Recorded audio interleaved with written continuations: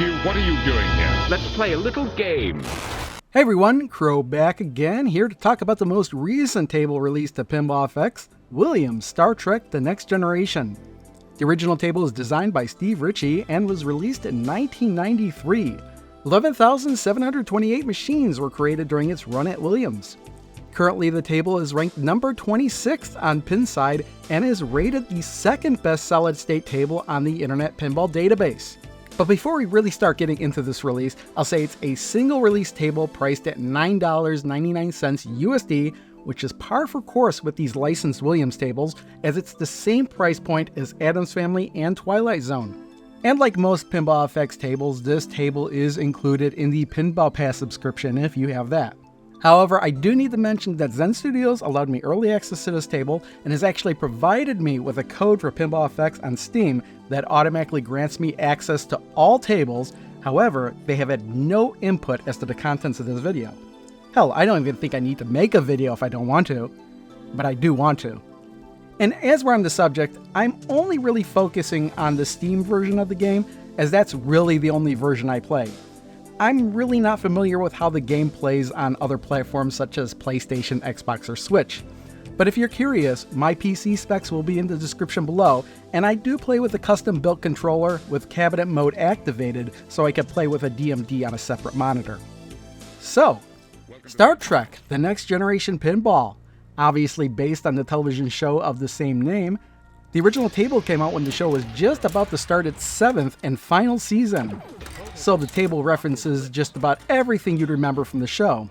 You'll see Romulans, Cardassians, Q, and the Borg, and 8 of the show's original cast have provided custom callouts for this table. No Wesley though, but I don't think anybody's going to complain about that. The table uses a push-button launcher and has a third upper flipper and 2 probe launchers that are used to shoot the ball at specific targets. One of the best features of the game is one you'll never see. It's dubbed the Below Decks Delivery System, and it's really just a bunch of channels below the table that make the game play faster. For example, if you hit a target and the ball drops under the playfield, it will appear to instantly pop up in a location closer to the flippers. What's actually happening though is that there was already another ball waiting to be released closer to the flippers, and when your ball drops under the table, the one that was waiting pops up instead, while the other ball makes its way to take its place as the next ball to pop up. It's something you really wouldn't notice, but it does really increase the speed of the game when you start thinking about it. The game itself plays very well. It's very fast and the ball flows really well when you're making your shots. If you're constantly making bad shots though, there's a good chance the ball will just wind up in one of the out lanes. But one of the great things about this table is that it seems like you've always got options with what you want to go for. If no mode is currently active, hitting the hole up the top in the middle of the table will instantly start one of 7 missions and an 8th mission activated when all other missions are completed. Hitting the left orbit or left ramp will increase the warp factor by 1, and you'll receive different awards for each warp factor you hit until you hit warp factor 9, which begins its own mode. One of the most satisfying shots in the game for me is hitting the left orbit, which then feeds to the upper flipper, which is then used to hit the left ramp. Not only does that give you 2 warp factors, but it just feels so satisfying to do. There's an array of 3 targets just left of center at the top of the table, and this is the neutral zone. Hitting the right orbit will light lock and also lock a ball if the lock is already lit. Locking 3 balls will begin a multi-ball mode involving the Borg. Then there's a video mode which can be activated by hitting the right ramp a certain amount of times and then getting the ball to the ship at the top of the playfield.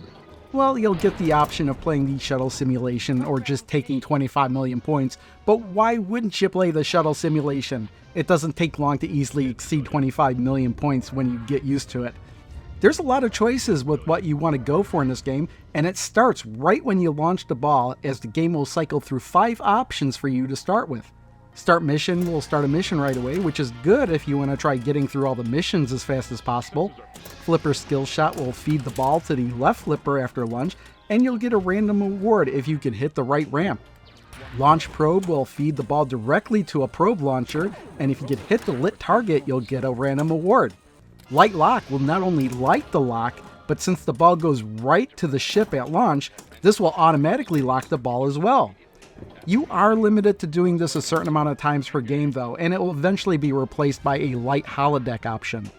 And finally, the last launch option is Warp Factor 4, which will start you off at, well, Warp Factor 4. Though if you've already hit Warp Factor 9 during the game, this will be replaced by Warp Factor 2. As usual, Zen gives you the option of playing with the visuals as they were on the real table, or with the press of a button, give you enhancements that would only be possible in a video game. Normally when I play these Williams tables in Pinball FX, I have a tendency to play with the enhancements off. But I've got to say, the enhancements Zen added in this table are pretty cool and really add to the fact that you're playing a Star Trek table. You'll get the artwork added on the sides of the table and an alternate color scheme for the flippers, but now you'll see the Enterprise and various other ships flying around the table, and this is done in a way that's not distracting. It's a real subtle effect. The bigger movements only really happen when the ball isn't in play. Well, except for the asteroid threat mode. That could potentially block your view, but it looks so damn cool, and it also better visually shows what's happening and how many asteroids are left.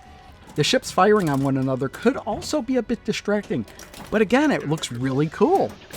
If you're curious, here are the collectibles you could earn while playing the table, each one being awarded as collective score thresholds are met, and there's also a table award which you'll get for activating the game's final mission, the Final Frontier. Personally, I felt the table played very well, except for two issues I was constantly having. Firstly, I had an extremely difficult time aiming the probe launchers. It took me quite some time before I could start to hit some targets semi-regularly, but there was just one shot I could never get. I tried practicing a lot by choosing the launch probe option at the start of each ball, and I think I would only make a shot like 3% of the time. And I was never successful at hitting the beta quadrant ramp with the probe. But that just might be me, and there may have been a better camera angle I could have used that would have made the shot easier. Another issue I had was with the shuttle simulation video mode. It seems like I would have to lightly tap the button to move left or right, because if I hold the button any longer than that, then the ship would move way more than I'd want to, and I'd usually crash. But honestly, those were the only two issues I had with this table, and I think they're just minor complaints. Issues I've had with other tables, such as the game losing track of the ball or distorted audio, just aren't here. And it's possible that those issues that I've had in the past have already been fixed. One thing I noticed recently is that the frame rate performance of the game has increased dramatically recently. I'd normally played Pinball FX with ray tracing off because the performance hit on it was just way too much for me. But I turned it on just to see what this table looked like with it enabled, and I was kind of surprised the FPS hanging between 110 and 120. That is a dramatic improvement compared to what I was getting the last time I turned ray tracing on. It's good enough for me to leave it on all the time now. So yeah, this version of Star Trek The Next Generation Pinball is very good, and I would recommend it if it seems interesting to you. If you feel the $9.99 price is a bit too steep, you could wait for it to go on sale, and usually Pinball FX tables will go on sale every so often on Steam. And that's all I really have for now, so see you next time. I'm sensing a lit extra ball. Extra ball. Kickback is ready.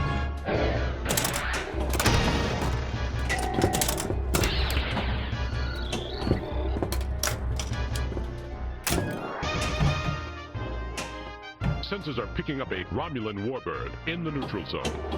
Sir, the Romulans are hailing us. On screen. We are conducting military exercises. It would be wise to change course immediately.